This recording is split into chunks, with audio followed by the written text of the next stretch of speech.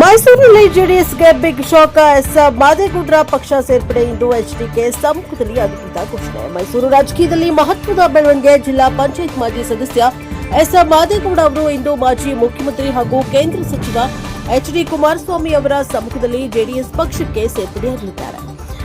ಎಂಪ್ರೋ ಪ್ಯಾಲೇಸ್ನಲ್ಲಿ ನಡೆಯಲಿರುವ ಈ ಕಾರ್ಯಕ್ರಮಕ್ಕೆ ಅಪಾರ ಬೆಂಬಲಿಗರು ಆಗಮಿಸಿ ಜೈಕಾರ ಕೂಗಿದ್ರು. ಎಸ್ ಮಾದೇಗೌಡರ ಸೇರ್ಪಡೆಯಿಂದ ಮೈಸೂರು ಭಾಗದಲ್ಲಿ ಪಕ್ಷಕ್ಕೆ ಹೊಸ ಬಲ ಬರಲಿದೆ ಎಂಬುದು ಜೆಡಿಎಸ್ ನಾಯಕರ ಲೆಕ್ಕಾಚಾರ.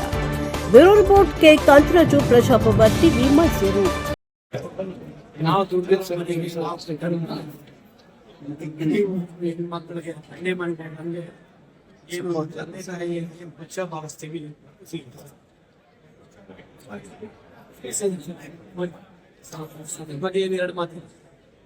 ಎರಡು ಸಾವಿರದ 2022 ಚುನಾವಣೆ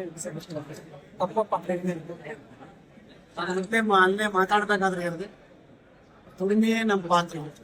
ನಾನೇನಾದ್ರೂ ಇಲ್ಲಿವರೆಗೆ ದುಡ್ಡಿಸ್ಕೊಂಡು ಬಂದಿದ್ರೆ ಇಲ್ಲಿ ಸೇರಿದ ಕಾರ್ಯಕರ್ತ ಬಂದರು ಅವರೆಲ್ಲ ಅಪೇಕ್ಷೆ ಮೇರೆಗೆ ಅವ್ರು ಇಷ್ಟಪಟ್ಟ ಹಾಗೆ ನನ್ನನ್ನು ಕೂಡ ಇಲ್ಲಿ ಬಂದು ಕರ್ಕೊಂಡು ತೆಗೆದುಕೊಂಡಿದ್ದಾರೆ.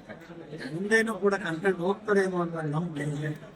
ಇಲ್ಲಿವರೆಗೂ ಯಾವುದೇ ರೀತಿ ನಮ್ಮಲ್ಲಿ ಆದಂತ ವ್ಯತ್ಯಾಸಗಳಿಗೆ ತೋರ ಯತ್ನ ಹೊರತು ನನ್ಗೆ ಯಾವುದೇ ರೀತಿ ಪಾರ್ಟಿ ದ್ರೋಹ ಮಾಡ್ತಕ್ಕಂಥ ಕೆಲಸವನ್ನ ನಾನು ಎಲ್ಲೂ ಮಾಡಿಲ್ಲ, ಮುಂದೇನೂ ಕೂಡ ಮಾಡೋದಿಲ್ಲ. ಯಾವ ಒಬ್ಬ ಕಾರ್ಯಕರ್ತನಾಗಿ ಕೆಲಸ ಮಾಡುವಂಥದ್ದು ನಮ್ಮ ಕೆಲಸ. ಮುಂದಿನ ನಮ್ಮ ರಾಜ್ಯದ ನಾಯಕರು ಕುಮಾರಣ್ಣ ಆಗಿರ್ಬೋದು, ದೇವೇಗೌಡ ಆಗಿರ್ಬೋದು, ನಿಖಿಲ್ ಕುಮಾರಸ್ವಾಮಿ ಅವರಾಗಿರ್ಬೋದು, ನಮ್ಮ ಈಗ ಮಾತಾಡಿದಂತ ಮಾಜಿ ಸಚಿವರಾದಂಥ ಸಿದ್ದರಾಮಯ್ಯ ಚಣ ಆಗಿರ್ಬೋದು, ಎಲ್ಲ ಸೇರಿ ಕುಂತ್ಕೊಂಡು